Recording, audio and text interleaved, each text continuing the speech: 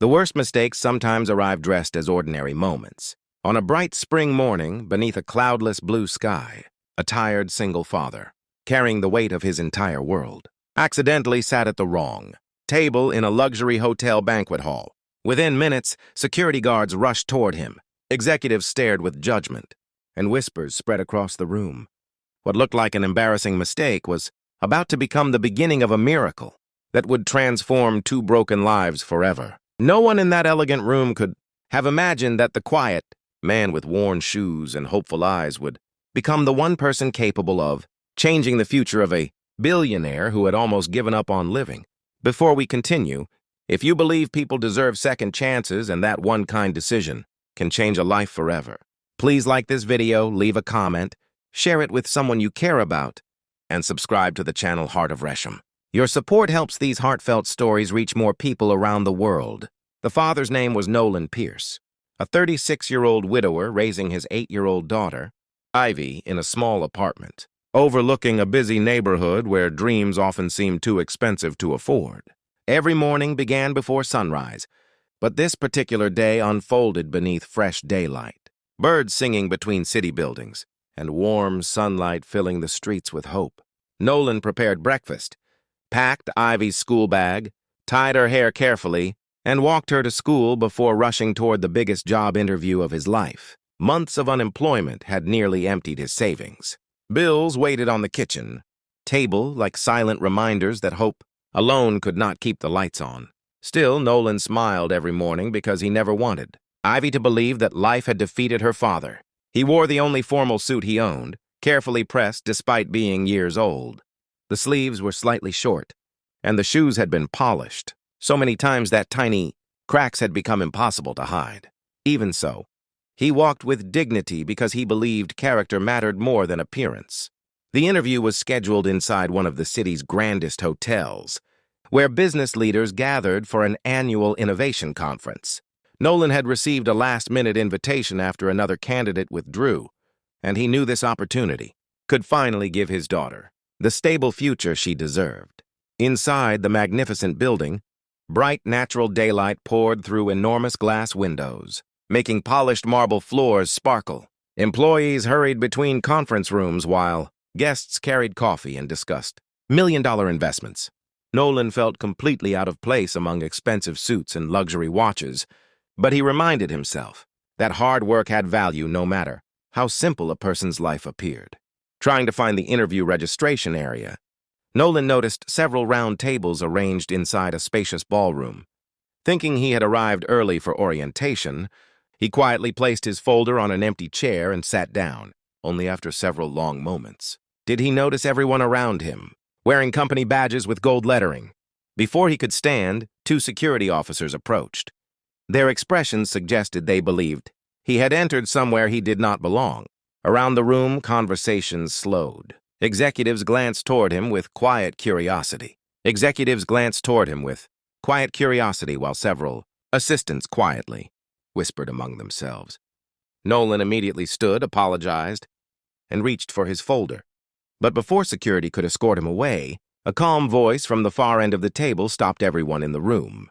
The voice belonged to Everett Langston, the 61-year-old founder and CEO of Langston Dynamics, one of the country's most respected technology companies. 3 years earlier, a devastating highway accident had left him permanently paralyzed from the waist down. Since then, he had attended every public event in a wheelchair. Though his body had changed, his sharp mind remained unmatched. Unfortunately, the accident had also left invisible wounds. He had grown distant from people, suspicious of motives, and convinced that genuine kindness no longer existed in the corporate world. Instead of allowing security to remove Nolan, Everett quietly observed the exhausted father. He noticed the carefully repaired shoes, the aging suit that had been pressed with pride, and the photograph of a smiling little girl tucked inside the transparent pocket of Nolan's folder. Those tiny details reminded Everett of the years when he had built his company with little more than determination and hope. The room fell silent as Everett invited Nolan to remain seated. Some executives exchanged confused looks, believing their CEO was simply being polite. Others expected the stranger to embarrass himself, Nolan explained that he had mistaken the executive breakfast for the interview registration area and apologized sincerely. There was no excuse, no attempt to gain sympathy, only quiet honesty. Everett asked Nolan about the photograph. Nolan's face softened immediately. He explained that the girl was his daughter, Ivy, and that every decision he made revolved around giving her a better future. Since losing his wife to a sudden illness 5 years earlier, he had learned to become both father and mother, balancing temporary jobs while making sure Ivy never felt alone. He admitted that he often skipped meals so she could enjoy small treats after school. But he never considered those sacrifices extraordinary. To him, they were simply the responsibilities of love. Something changed inside Everett. For years, countless executives had spoken to him about profits, expansion, and quarterly reports. Yet very few people had spoken with such quiet sincerity about family. Nolan wasn't trying to impress anyone. He simply answered every question honestly, never realizing that his words were reaching a man whose wealth had never been able to purchase peace. Rather than ending the conversation, Everett invited Nolan to walk beside his wheelchair through the conference hall. Bright daylight streamed through the enormous windows as guests watched the unlikely pair move together. The billionaire and the unemployed father discussed life instead of business. Nolan admitted that losing his wife had nearly destroyed him emotionally. There had been nights when he questioned whether he could continue, but every morning Ivy smiled at him as though he were the strongest man alive. That smile became the reason he refused to surrender. Everett confessed something he had never shared publicly. Since the accident, he no longer feared physical pain. What frightened him most was becoming unnecessary. His company still respected him, but he believed people now saw only the wheelchair instead of the man. Nolan surprised him with a simple answer. He said that strength had never depended on legs. Real strength was measured by the number of people whose lives became better because someone refused to give up. Those words echoed inside Everett's heart long after the conversation ended. Instead of sending Nolan to the original interview, Everett instructed the human resources director to cancel the scheduled process. The executives assumed the unfortunate father had lost his opportunity. They were shocked when Everett announced that Nolan would spend the rest of the day with him personally. Throughout the afternoon, they toured laboratories, design studios, and manufacturing departments bathed in clear daytime light. Everett quietly watched how Nolan treated everyone they encountered. He thanked receptionists, greeted maintenance workers by name after reading their badges, and helped an elderly visitor pick up dropped papers without hesitation. None of these moments were performed for attention. They revealed the kind of man Nolan truly was. By sunset, Everett had reached a decision. The following morning, Nolan received an invitation to return. Expecting another interview, he arrived carrying the same worn folder. Instead, Everett offered him a newly created position as Director of Community Partnerships, leading programs that would help struggling families, widowed parents, and disabled workers find meaningful employment. Many executives questioned the decision. Nolan had no prestigious business degree and no executive experience. Everett answered simply that technical skills could be taught, but integrity could not. Over the following months, Nolan transformed the company's community initiatives. He listened before making decisions. He created flexible schedules for single parents, expanded scholarships for employees' children, and introduced training opportunities for people living with disabilities. Productivity rose because employees finally believed someone understood their lives beyond the office. Everett also began changing. Inspired by Nolan's optimism, he stopped isolating himself. He visited departments he had avoided since the accident, mentored young entrepreneurs, and even launched a foundation supporting rehabilitation research.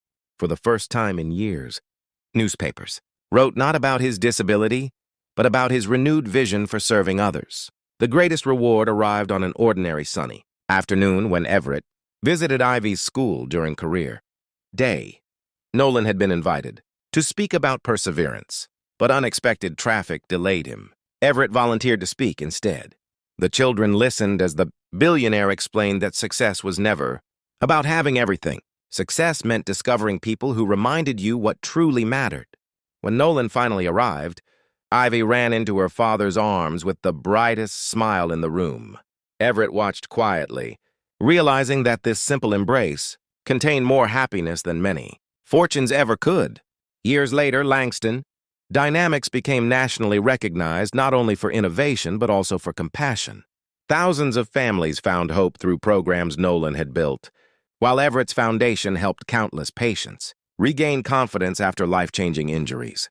Reporters often asked, Everett, which business decision had produced the company's greatest success? His answer never changed. The best investment I ever made began when one tired father accidentally sat at the wrong table.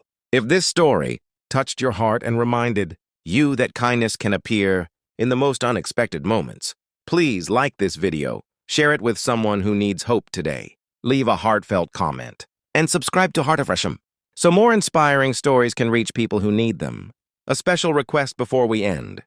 Please take a moment today to encourage a single parent, support someone living with a disability, or simply offer kindness to a stranger.